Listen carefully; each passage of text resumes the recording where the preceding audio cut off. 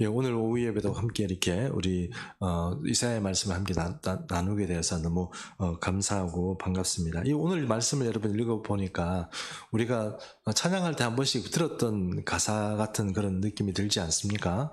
예, 우리가 항상 이렇게 보면은 뭐 이렇게 종말에 관한 어떤 예언들, 그리고 주님이 오시는 일에 대해서 얘기할 때 이런 꽃 푸른 마르고 꽃은 시드나 뭐 그런 말씀 이렇게 찬양 부르고 그러지 않습니까? 그런 가사들이 바로 여기에 나오는 말씀입니다. 제가 오후에 이렇게 말씀을 전할 때마다 항상 느끼는 거지만, 여러분 찬양 너무 열심히 연습하세요. 점심 먹고 그렇게 열심히 힘내서 찬양 연습하고 나시면 오후에 안 주무시는 게 이상합니다.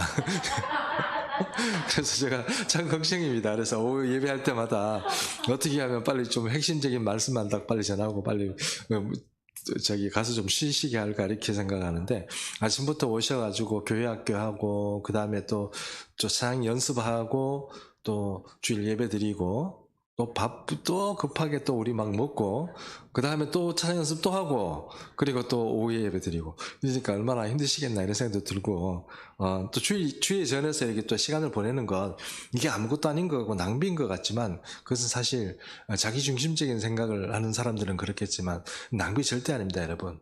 이런 시간들이 절대 낭비가 아니고 오히려 밖에 나가서 더 글로리 보는 것보다는 훨씬 더 주님 모시기에 소중한 시간이고, 여러분 시간을 투자하고 이 머니라고 그러죠. 우리가 머니톡이라고 얘기하지 않습니까? 세상 말로는 돈이 얘기한다고 그런 얘기하지 않습니까? 그래서 시간을 투자하고 뭔가 이렇게 자금을 투자하지 않은데 하나님께 우리가 이렇게 가만히 살다 보면 주님 앞에 가면은 다 얻을 것 같지만 그게 정말 큰 착각이에요. 우리 몸이 주님 앞에 봉사하고 헌신하고 시간을 거기 투자하고 이렇게 하지 않으면 우리 얻을 게 없습니다, 사실. 그러니까 그거를 생각하면 우리가 이런 시간들은 내가 주님 앞에 이렇게 이 시간을 보내는 것만 해도 이거 참 감사한 일이고, 또 여러분 밖에 나가 보시면요, 이 사람들이 찬양이 아니고 합창을 되게 하고 싶어하는 분들이 많이 계세요. 합창을. 애들도 마찬가지고요. 이렇게 합창을 해보고 싶어 하는 사람이 많아요.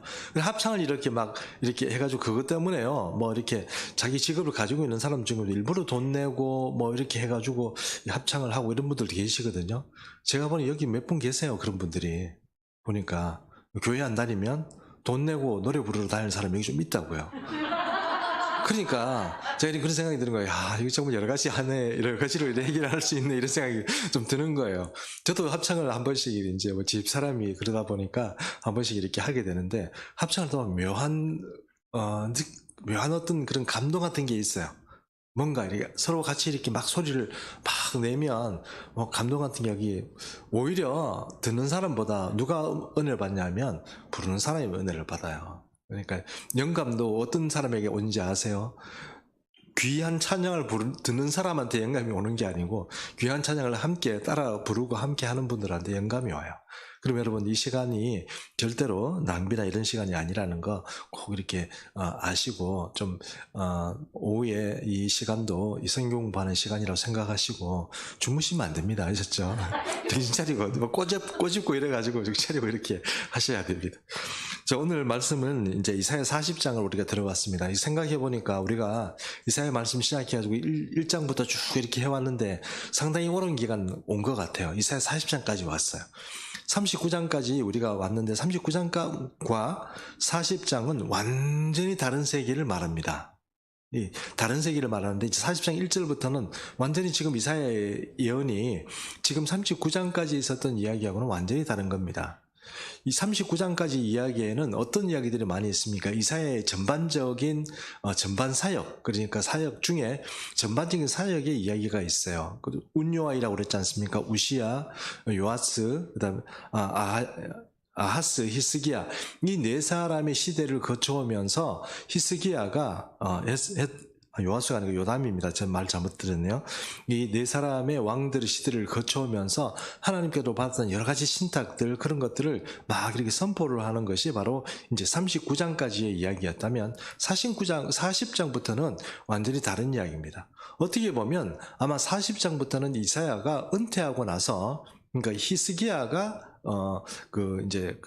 자기의 어떤 왕권을 접고 난 이후에 어떤 삶을 이제 초에 묻혀서 기록한 것이 바로 이 40장부터의 얘기가 아닌가 이렇게 생각을 합니다.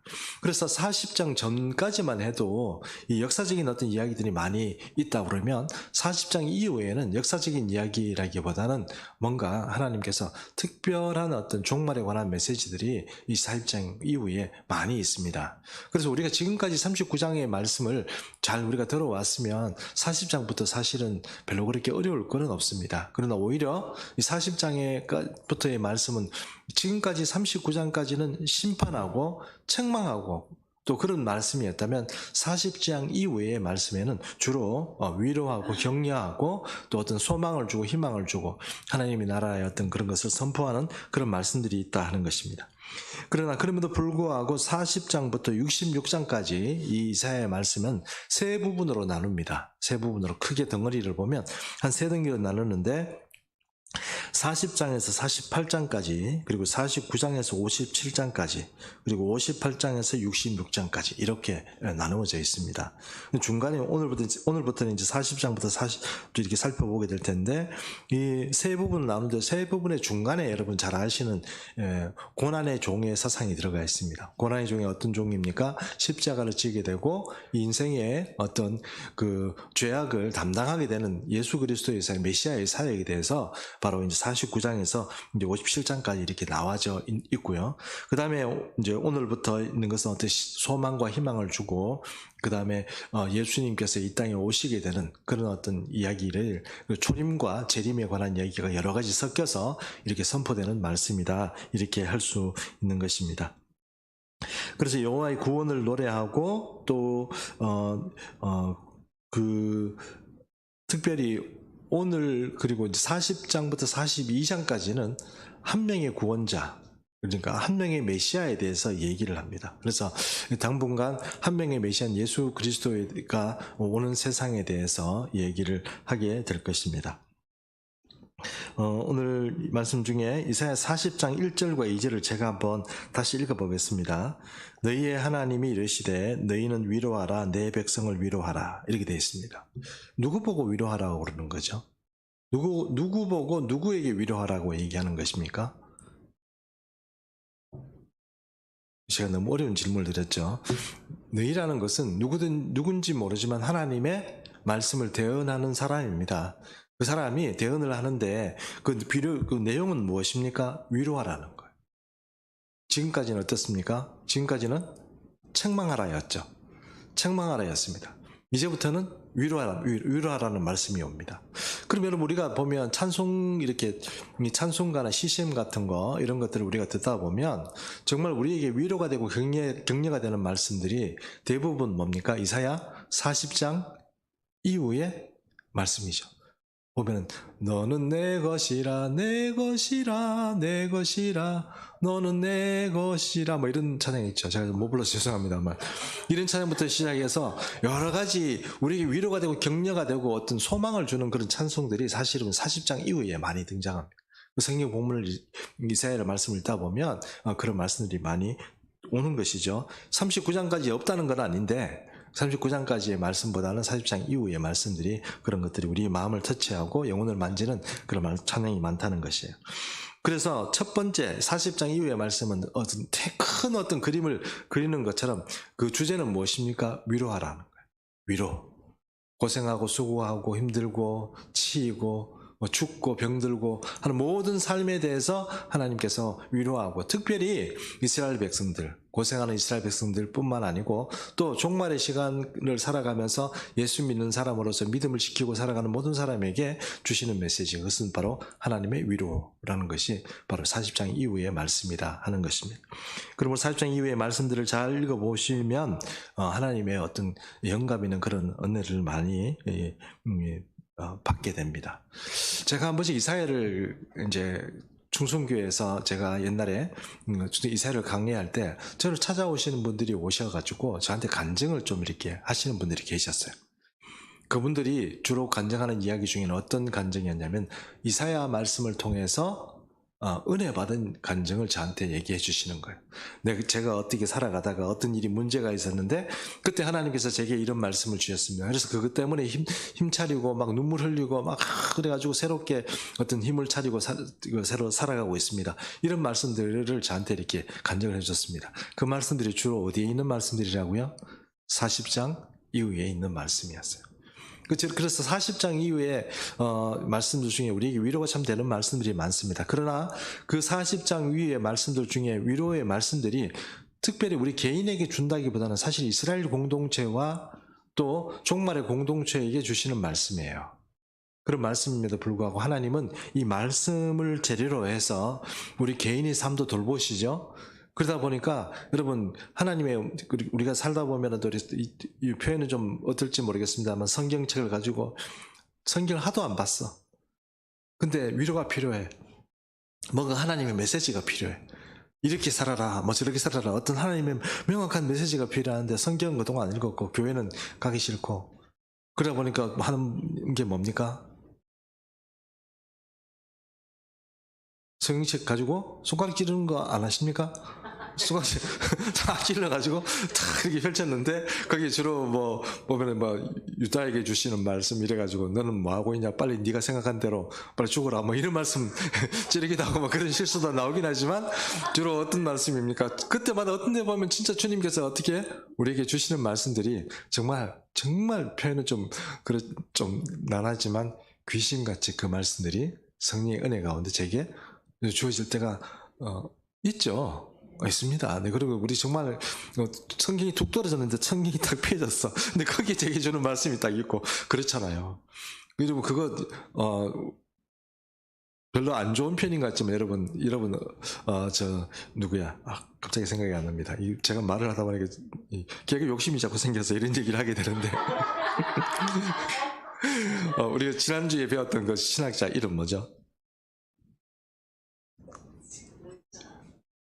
네. 예, 외국 사람. 네. 예. 그 외국 사람 있잖아요. 외국 사람이, 그 어머니 모니카가, 네? 예, 그 스티븐, 맞습니다. 네. 어머니 모니카가 그 아들을 위해서 그렇게 되었지만, 아들이 뭐 별로 그렇게 감동 없었잖아요. 근데 어느 날 이렇게 어슬렁거리고 있는데 옆집에서 애들이 놀면서 책을 펴서 읽어라 이랬다고 그러지 않습니까? 근데 그게 영감 받아가지고 자기도 책을 어떻게 쭉 폈는데 그게 로마서 말씀이었잖아요. 네, 그러니까 우리가 이제 어떻게 얘기하다 보니 제가 이런 말씀을 드리는 것 같은데 위로가 필요하시면 이사야 처음 읽으시면 여러분 시험 받습니다. 40장 이후에 다 읽으시면 또 주시는 말씀이 있다 하는 것입니다. 어쨌든 하나님의 위로가 적혀있는 말씀이 40장 이후의 말씀이고요. 이 이사야를 통해서 그렇게 선포됩니다. 2절 말씀에 보니까 너희는 예루살렘의 마음에 닿도록 말하며 그것에게 외치라 이랬습니다. 그냥 말하면 안 돼요. 말하는 사람이 진짜 그 사람들이 이 말씀을 받는 사람들이 진짜 위로가 되고 진짜가 이렇게 받아들일 수 있을 만큼 어떻게 해요? 말해야 되는 거예요. 이해하시죠? 마음이 감동이 되도록 말해줘야 되는 거예요. 왜 사람들이 안 믿을까요? 그런 게 어딨냐. 그러니까 하나님 말씀, 하나님 위로가 도착을 하는데 그런 거는 없을 거야. 내 평생에는 그런 거 없어. 아무리 성경 말씀을 들이대면서 봐라 이렇게 하더라도 우리 감동이 잘 안 되는 이유는 뭡니까? 현실이 그러니까. 괜히 목사님이 앞에서 이렇게 위로한다고 하고 격려한다고 힘준다고 막 이렇게 얘기해봤자 내가 살아보니까 돈도 안 되고 힘만 들고 좋아지는 건 없는데 그 목사님 저런 말씀하고 믿을 수 없어 이렇게 얘기하는 것처럼 똑같은 말이 뭐예요? 백성들이 말을 믿지 않는 거예요. 그 백성들에게 하나님의 종들은 뭘 해야 돼요? 믿도록 진짜 그 마음이 닿도록 위로의 말씀을 전해야 되는 거예요. 그래서 전하는 말씀인데 그것에게 외치고 그 노역의 때가 그러니까 그 메시지의 내용이 무엇입니까? 그 첫 번째는 뭐냐면 그 노역의 때가 끝났다는 거예요. 노역이라는 것은 여러 가지 의미가 있는데 여기서 노역이라고 얘기하는 성경에서 노역이라는 것은 이런 거예요. 제가 군대를 가요. 예를 들어서 군대에 가면 군 복무기간이라는 게 있지 않습니까? 3년 동안은 집에 못 오는 거 아니에요? 물론 휴가 때는 오지만 요즘은 군대는 옛날 우리가 알고 있던 군대하고는 틀리죠.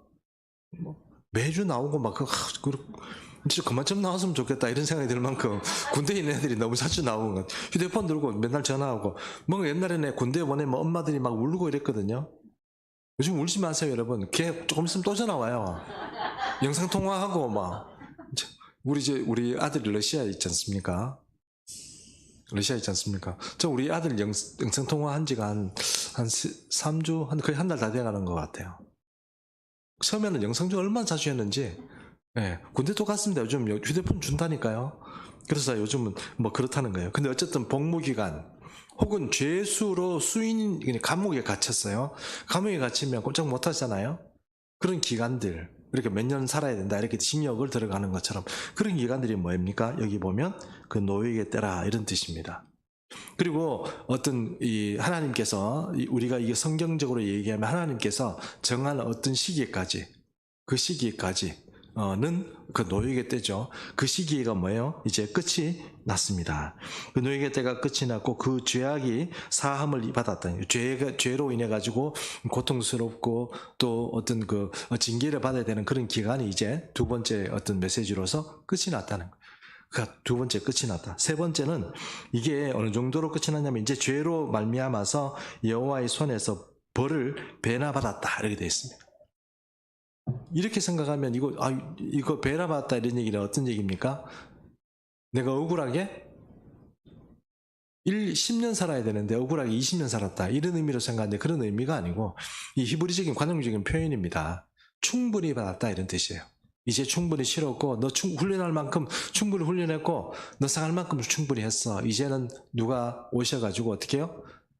이제 구해주는 게 이제 수순이다 하는 의미로서 2절 말씀이 있는 것입니다. 이제 그때가 됐다는 거예요. 이제 그때는 어떻게 오느냐? 그냥 막 오는 게 아니고 이게 보니까 이제 3절 말씀 보겠습니다. 3절 말씀 제가 한번 읽어보겠습니다. 외치는 자의 소리여 이르되 너희는 광야에서 여호와의 길을 예비하라. 사막에서 우리 하나님의 대로를 평탄하게 하라. 이건 우리가 어떻게 들어야 되냐면 이런 겁니다. 이게 하나님의 때가 모든 게 끝이 나고 이럴 때 언제 오느냐 하면 그건 역사적인 어떤 순간에서 보면 하나님께서 이 땅에 오실 때예요. 주님이 이 땅에 오실 때 이 모든 것이 끝이 나는 겁니다. 표면적으로 얘기하면 이사야를 해석하는 많은 학자들은 이 말씀을 어떻게 해석하냐면 바벨론 포로에 갔던 사람들, 그 사람들이 바벨론 포로 갔다가 70년의 포로 생활, 그러니까 그 노역의 때가 끝이 나고 이스라엘로 돌아오는 것을 위로하라고 주시는 말씀이다. 이렇게 얘기를 많이 하십니다. 주석들을 살펴보면 대부분 그렇게 돼 있거든요. 근데 그 말씀은 그렇게 얘기를 하면 뭐 틀린 말씀은 아닌데 잘 생각해 보면 그게 정확하다 이렇게 말씀하기는 좀 곤란하죠. 왜냐하면 메시아 자체가 오는 것이고 그 메시아가 나타나는 것인데 거기에 하나님께서 그냥 이스라엘 백성들을 바벨론 포로에서 70년 포로 생활하다가 돌아왔기 때문에 모든 것이 노예의 때가 끝이 나고 또 뭐 모든 죄가 한꺼번에 사함받고 그런 일이 있는 건 아니잖아요. 결국은 주님이 이 땅에 오시는 거예요. 근데 이 주님이 오실 때 어떤 일이 벌어집니까?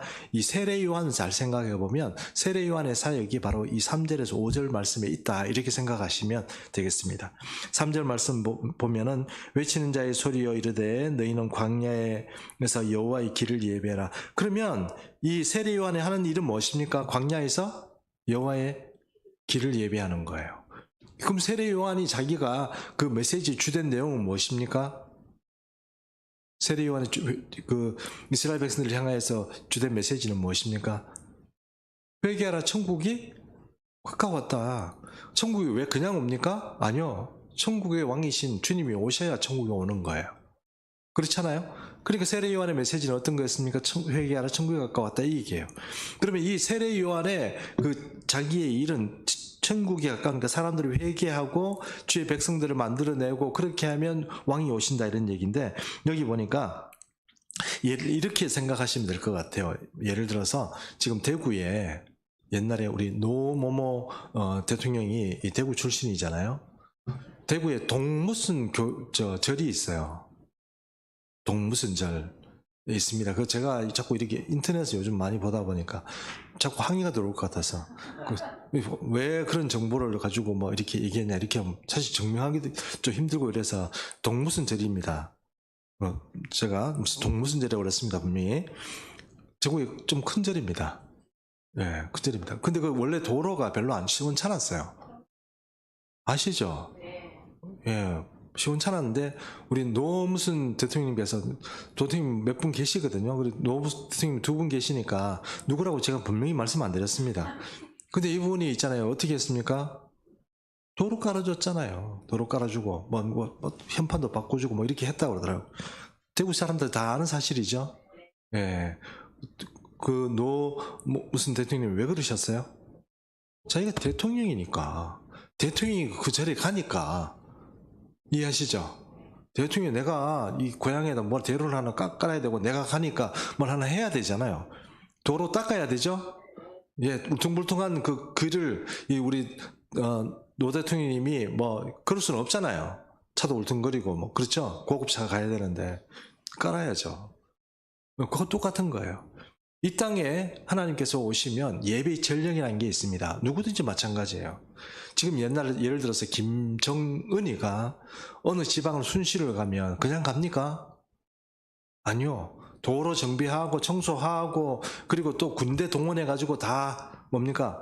경계 근무 쓰고 그렇게 해서 가는 거예요.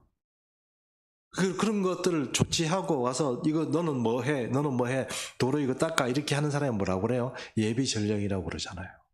그럼 예비 전령이 누구예요? 세례 요한 같은 사람이란 말입니다. 그래서 예비 전령이 그 주님이 오시기 전에 광야에서 외치는 소리가 되어서 그렇게 외쳤다 하는 것입니다.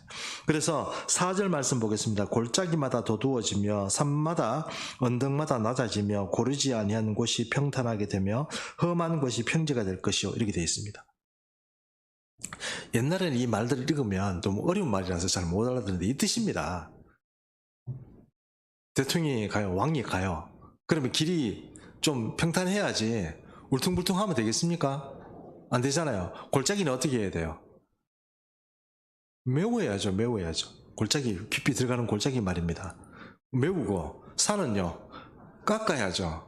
산 깎고, 골짜기 메우고, 그렇죠? 그렇게 길을 평탄하게 만들고, 주의 길을, 첩경을 예비하라, 이런 의미가 다 뭡니까? 스트레이트로 고속도로 닦아라, 이 말이잖아요. 왕이 가기 편하도록. 그 길을 바꾸라는 그런 뜻이에요. 자, 그러므로 왕이 이제 오시니까 뭐 해요? 네가 지금 길을 닦고 이제 주님이 이제 드디어 오신다. 지금까지 어떤 노역의 시대, 그 다음에 악한 마귀가 통치하던 이 시대가 끝이 나고 주님이 오시니까 내가 그 길을 예비하라. 이렇게 주의 종들이 외치는 거고 그것이 바로 예수님의 때에 보면 누구의 역할이었어요? 세례 요한의 역할이었던 겁니다. 그래서 그리고 나서 이제 왕이 나타납니다. 이제 예비 전령이 준비하고 나면 이제 왕이 나타나는데요. 5절 한 말씀 보겠습니다. 여호와의 영광이 나타나고 모든 육체가 그것을 함께 보리라. 이는 여호와의 입이 말씀하셨느니라 이렇게 씁니다. 여호와의 영광이 어떻게 해요? 나타났습니다. 모든 육체가 그것을 봅니다. 영광을 어떻게 보죠, 여러분?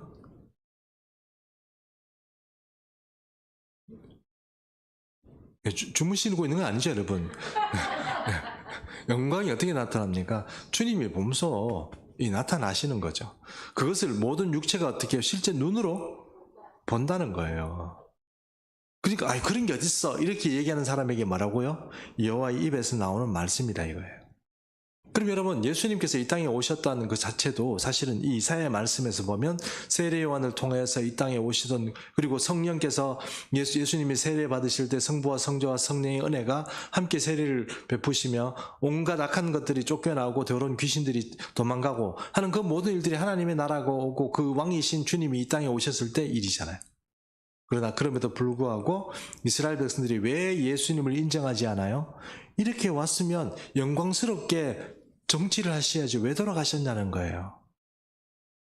그건 자기 백성들 얘기지만 주님이 돌아가시면 오늘 우리가 오전에도 잠깐 살펴봤습니다만 주님의 그 십자가 사역이 없으면 속죄가 없어요.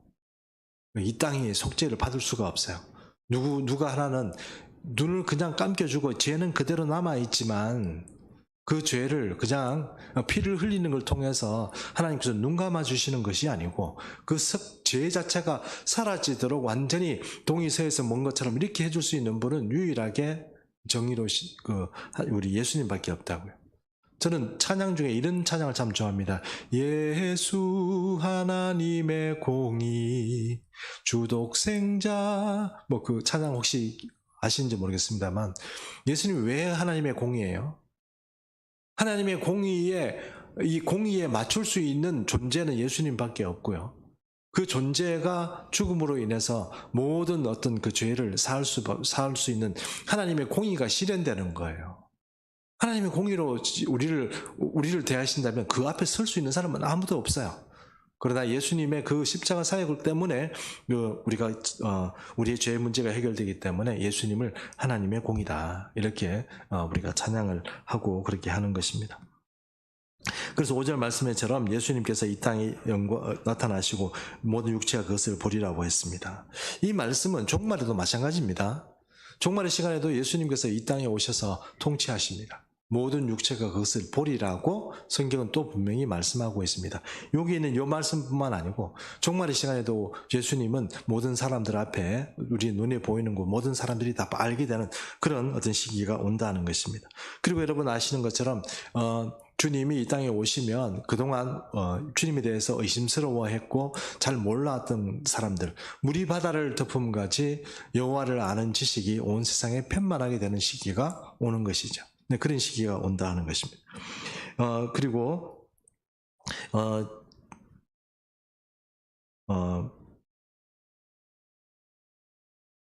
여기서부터 이제 8절까지 보면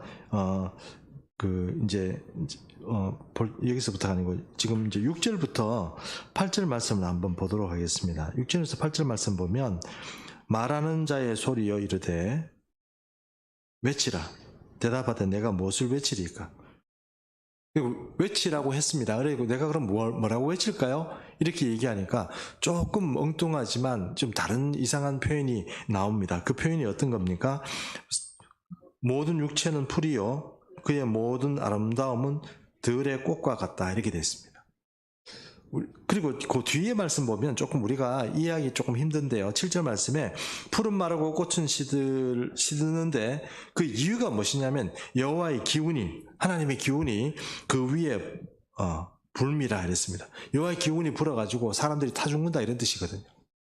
맞죠? 예. 그래서 이 백성이 실로 풀이로다, 이렇게 되어 있습니다. 근데 이 말씀을 잘못 오해하면 여호와께서 오셔가지고 사람 다 태워서 죽이나 이렇게 생각하실지 모르지만 이사야가 말씀하고 있는 것은 이것은 대조입니다.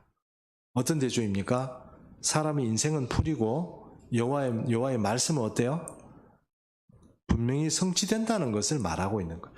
여호와의 영원성과 사람의 풀 같은 그런 인생을 대조시키는 거예요. 그래서 사람 생각에는 풀 같은 인생 생각에는 그런 일은 없다, 이렇게 일시적으로 하나님의 어떤 그런 사역들에 대해서 큰 그림에 대해서 우리는 잘 모르고 거기에 어떤 일에 대해서는 우리가 좀 아주 단순하게 생각할 수 있지만 하나님은 끝까지 어떻게 해요? 사람들이 세월이 인생이 풀같이 지나가고 그런 일이 없다고 그렇게 생각하는 모든 인생 위에 어느 날 보면 어떻게 해요? 하나님의 말씀이 분명히 서서 어느 날 하나님께서 약속하신 대로 그 날이 이루어진다 하는 것입니다. 그것이 성경이 우리에게 말씀하고 있는 말이고 선지자를 통해서 우리에게 해야 되는 우리가 또 들어야 될 말씀이다 하는 것입니다. 자, 결론은 이렇습니다. 우리에게 어떤 예수님이 오시는 일에 대해서 오늘 이사야의 말씀이 우리에게 주는 어떤 메시지처럼 그 역할들을 감당해야 했던 광야에 외치는 자의 소리가 있었고 또 그것이 바로 세례 요한의 어떤 사역이었다는 것을 여러분 잘 기억하실 것입니다. 그럼 오늘 이 종말이라는 시간에 많은 교회들이 있는데 예수님이 오는 것에 대해서 전혀 관심 없는 교회도 있고요. 어떤 교회들은 예수님이 오시니까 우리가 정신 차리자 이렇게 말하는 교회가 있어요. 어느 교회가 살아있는 교회이고 어느 교회가 주님의 말씀을 따라가는 교회겠습니까? 풀은 마르고 꽃은 시든다. 그러니 그런 일은 없다. 우리 인생은 이렇게 살다가 그냥 우리 가운데 있는 것 현실 세계에서 복받고 은혜 받고 이렇게 살아가는 게 우리 어떤 삶이다, 이렇게 생각하는 사람이 있고, 또 말씀은 이러니까 우리가 지금 봐서는 아무렇지도 않지만 어쨌든 우리가 하나님의 길을 예배하고 주님이 오실 길을 예배하고 하나님의 나라를 소망하며 살아야 된다는 것이 이제 두 번째 메시지가 있다면 이사야 말씀은 분명하게 이 두 번째가 옳다는 것을 우리에게 말씀하고 있는 것입니다. 이 종말의 시간에 어떻게 그런 일이 있냐, 왜 종말론을 얘기하냐 이렇게 얘기할지 모르지만 여러분 종말의 때가 다 됐다는 거를 저는 우리가 좀 이해를 했으면 좋겠습니다. 여러분 그래서 우리 메시지는 세례 요한의 말처럼 회개하라 천국이 가까웠다예요. 옛날처럼 그냥 살던 대로 그냥 복 받고 그냥 죄를 좀 짓고 이러면 뭐 조금 교회 가서 조금 미워하고 다툼하고 이래도 뭐 괜찮지 뭐 이런 시기가 아니고 이제는 어떻게 해야 되는 시기입니까? 회개하라 천국에 가깝다는 소리를 듣고 이제 주님 앞에 진짜로 나와야 되고 또 여러분이나 저나 어떤 사명을 가지고 있습니까? 회개하라는 그런 어떤 메시지를 선포하는 그런 시대가 됐어요. 이대로 그냥 살고 그냥 이대로 인생이 끝나는 것처럼 그렇게 몰아가서는 안 돼요. 그것이 인생의 복이잖아 이렇게 얘기해야 되는 게 아니고 이제는 진짜로 우리가 입술을 통해서 주님 오실 때가 다 됐다 이렇게 얘기를 해야 되는 거예요. 물론 우리는 진짜로 풀과 같아요. 그래서 우리 삶에 우리 생활에 이 살아가는 요 동안에 진짜 주님이 안 오실 가능성이 좀 있을 것 같아요. 물론 우리 예언이쯤 되면은 우리 예언자매쯤 되면은 정말 주님이 오실 수도 있다 이렇게 생각을 합니다. 저는 지금 왜냐하면 성경이 말씀하고는 여러 가지 어떤 그런 팩트들이 있어요. 시나리오가 있습니다. 그 시나리오를 잘 이해하는 사람은 그 시나리오를 볼 때 어떤 생각을 합니까? 주님이 가까이 오시겠구나 이런 생각을 하잖아요. 그 시나리오에 어떤 사인들이 많이 있죠. 그 중에 이스라엘에 성전이 생긴다거나 아니면 이스라엘이 독립을 했다거나 이스라엘이 예루살렘을 다시 복속을 시켰다거나 아니면 어떤 그런 문제들이 자꾸 나옵니다. 그런 문제들은 성경이 말하고 있는 사인 말이에요. 사람들이 자꾸 만들어내는 사인이 아니고 컴퓨터 표가 어떻더라 뭐 그런 얘기 말고요. 그런 사인들을 가만 생각해 보면 이거 굉장히 가깝구나 하는 생각들이 이렇게 들 만큼 벌써 우리 시대에 많은 사인들이 많이 이렇게 생기고 있어요. 그렇기 때문에 이게 지금 주님 오실 때가 됐구나 하는 생각을 우리가 해야 한다는 것입니다. 어쨌든 주님이 오시면 주님 앞에 회개하고 천국을 바라고 보고 사는 사람에게는 소망이 있지만 그렇지 않고 그냥 이렇게 사는 게 내 신앙생활이고 그렇게 사는 게 교회생활이다 이렇게 하는 분들한테 희망이 없습니다. 그런 시기가 되었어요. 그러면 여러분 그냥 예수 믿고 내가 뭘 되고 교회에서 뭘 한다 이런 것에 소망을 두는 것이 아니고 진짜로 이 종말의 시대를 살아가는 진짜 그리스도인이 돼야 돼요.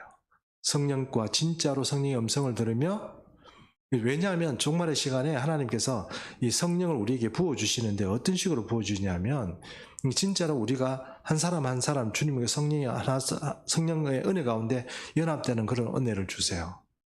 악한 마귀도 더 강력해지고요. 우리도 더 성령 안에서 더 돈독해지고 더 강력한 사람이 돼요. 그러므로 지금 어떻게 해야 된다 이런 의미보다는 우리에게 있어서 제일 중요한 건 자기 자신입니다. 자기 자신이 주님 앞에 믿음으로 확증을 얻어야 되고 내 기도가 주님 앞에 상달이 되는가? 내가 하나님의 음성을 듣고 있는가? 이런 것들을 점검해 봐야 돼. 안 되면 빨리빨리 금식이라도 하고 이래서 어느 정도 수준을 빨리 회복시켜놔야 돼. 그거 안 하고 그냥 교회의 스케줄에 아니면 어떤 일상을 살아가는 스케줄에 그냥 맞춰가면 안 되는 것입니다. 그러므로 여러분 더 분발하고 또 하나님께서 이제 위로하여라 이런 말씀 들었다고 해서 주님 나를 위로하시는구나 이렇게 생각하고 그냥 가만히 계시지 말고 진짜로 하나님께서 살리시고 하나님께서 정말 고생하고 수고하는 하나님의 종들을 살리시는 말씀이 위로하라는 말씀이고 거기에 안 들어가 있고 나 혼자 내 개인적인 어떤 생활에 빠져 있는 사람이라면 거기서 빨리 헤쳐나와서 주를 위해서 헌신하고 충성하고 이 남은 기간 주를 위해서 살아가고 그렇게 하는 그런 결심을 하는 그런 우리 모든 교우들이 되어야 되겠습니다. 오늘 이 말씀 가지고 위로도 받으시겠지만 또 다시 한번 결단하게 되는 그런 귀한 은혜가 있게 되기를 축복합니다. 기도하겠습니다. 살아계신 하나님 아버지 주님이 언젠가 우리에게 오시는 줄 믿습니다. 주님 그것을 소망하는 자들이 있고 오히려 어떤 자들은 주님이 드디어 올 줄 알고 그냥 종들도 때리고 또 주변의 사람들하고 그냥 다투면서 살아가는 그런 어리석은 사람들도 있다고 예수님은 말씀하셨습니다. 주님 우리가 경성하여 아버지 아침부터 또 열심히 주를 위해서 헌신하고 충성하고 주님께 투자하는 그런 시간들을 살아갈 수 있도록 도와주시고, 바라옵기는 주님, 우리의 눈이 열리고 우리의 마음이 온전히 주님께 열려서 하나님의 나라를 사모하고 그 뜻대로 살아가게 되는 귀한 은혜들, 우리 시대 가운데 우리 예수비전 충성교회 모든 성도님의 삶 가운데 허락하여 주시옵소서. 그렇게 하실 줄 믿고 감사드리며 예수님의 이름으로 기도합니다. 아멘. 예, 찬송가